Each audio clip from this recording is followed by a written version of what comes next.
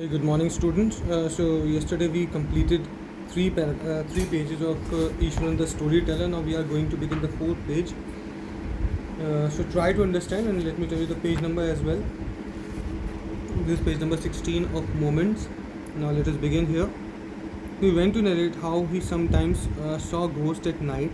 I'm not easily frightened by these things. वो बाद में नरेट करना शुरू करता है कि कैसे उसने कभी कभार घोस्ट को देखा है रात के टाइम पे. I am not easily frightened by these things.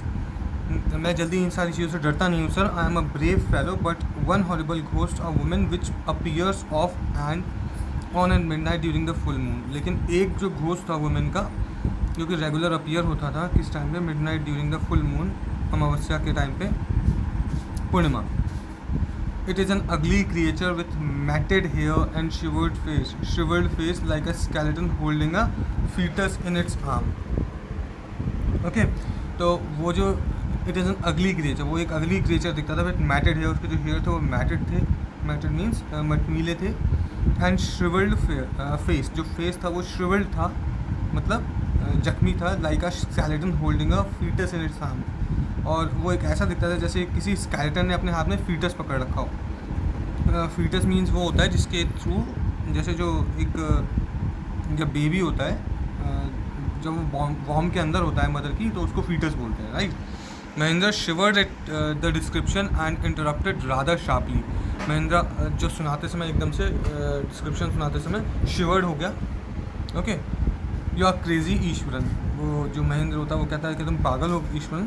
There are no such things, it's ghost और स्पिरिट. ऐसी कोई चीज़ नहीं होती. It's all a figment of your imagination. ये सारी चीज़ तुम्हारी इमेजिनेशन पर डिपेंड करती हैं. Get your digestive system examine. तो अपना डाइजेस्टिव सिस्टम एक बार चेक कराओ. And maybe your head as well. और साथ साथ में अपने सर को भी. You are talking nonsense. तुम बेकार बातें कर रहे हो. He left the room and retired for the night.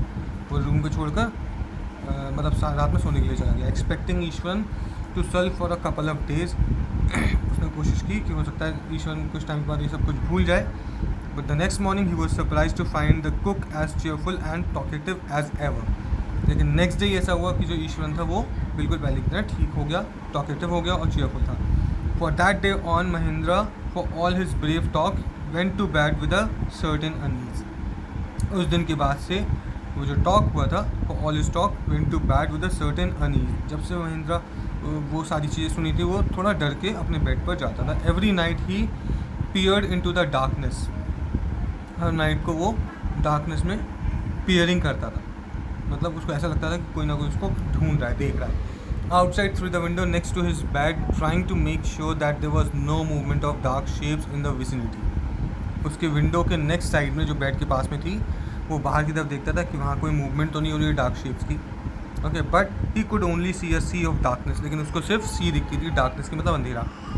With the twinkling lights of the factory miles away. बहुत दूर तक जो फैक्ट्री माइल्स की ट्विंकलिंग लाइट्स थी उसमें. He had always like to admire the milk with white landscape on full moon nights. उसको हमेशा जो मिल्की वाइट लैंडस्केप होता था फुल मून नाइट में बहुत अच्छा लगता था. मतलब जो चांद की रोशनी पड़ती है वो बहुत अच्छी लगती थी. But after hearing Eswaran story of the female ghost he avoided looking out of window altogether when the moon was full. लेकिन जब से उसने ईश्वर की घोस्ट वाली स्टोरी सुनी थी, फीमेल घोस्ट वाली, उसने बाहर देखना बंद कर दिया था. One night Mahendra was woken up from his sleep by a low moan close to his window. एक दिन की बात है, महेंद्र उठा, okay, by a low moan close to his window. उसे हल्की हल्की सी आवाज़ सुनाई दे रही थी.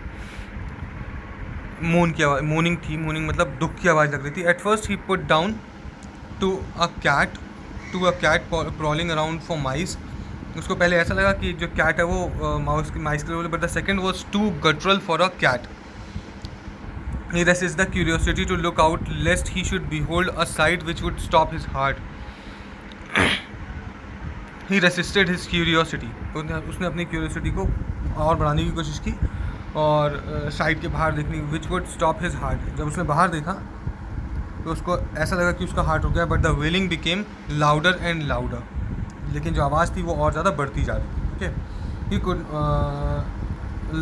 Lowering himself to the level of the windows he looked out of the white sheet of moon light. अपनी शीट को हटा के उसने बाहर की तरफ देखा मून लाइट में. There not too far away a dark cloudy form clutching a bundle, वहाँ बहुत दूर एक बंडल टाइप का रखा हुआ था क्लच करता हुआ। Mahindra broke into a cold sweat and fell back on the pillow, वहाँ उसने देखा कि एक बड़ा सा कुछ फॉर्म हो रहा है, उसने डर के मारे पीछे आया और अपनी पिलो पर सर रख के लेट गया। Painting as he gradually recovered from the ghastly experience he began to reason with himself, जब उसके साथ वो एक्सपीरियंस हुआ तो उसने अपने आप में रीज़न ढूंढना शुरू कर दिया, and finally concluded that it must have been some sort of auto suggestion, कि उसको ऐसा लगा कि कुछ ना कुछ ऑटो सजेशन है, उसके दिमाग का खेल है, some trick that his subconscious mind had played, एक ऐसी ट्रिक है जो उसने सोते टाइम हो सकता है उसके दिमाग में उसके साथ खेली हो। But by the time he had got up in the morning, had a bath and come out to have his breakfast, the horror of the previous night had faded from his memory, लेकिन जब वो next morning उठा, bath लिया और breakfast किया, तब तक जो लास्ट नाइट का जो डर था वो उसकी मेमोरी से जा चुका था। Ishwar greeted him at the door with his lunch packet and his bag, Ishwar ने उसको लंच पैकेट और बैग के साथ ग्रीट किया। Just as Mahindra was stepping out, Ishwar grinned and said, जैसे ही महिंद्रा बाहर की तरफ जाने वाला था, ईश्वर ने उसकी तरफ देखा और कहा, sir remember the other day when I was telling you about the female ghost with a fetus in its arm, you were so angry with me for imagining things. वो कहता है, सर आप याद करिए कि जब मैं आपको फीमेल घोस्ट और फीटस के बारे में बता रहा था तो आप मुझ पर बहुत ज़्यादा गुस्सा हो रहे थे उन चीज़ों को सोचकर।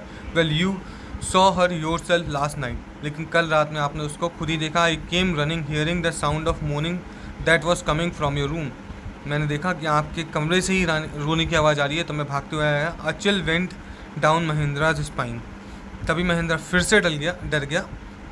Okay, chill went down Mahindra spine मतलब डर जाना बहुत ज़्यादा। He did not wait for Ishwar to complete his sentence, उसने ईश्वन को कंप्लीट करने नहीं दिया उसका sentence. He hurriedly away to his office and handed in his papers, उसने जल्दी से अपने पेपर हाथ में लेके अपने ऑफिस की तरफ जाना शुरू कर दिया। Resolving to leave the haunted place the very next day.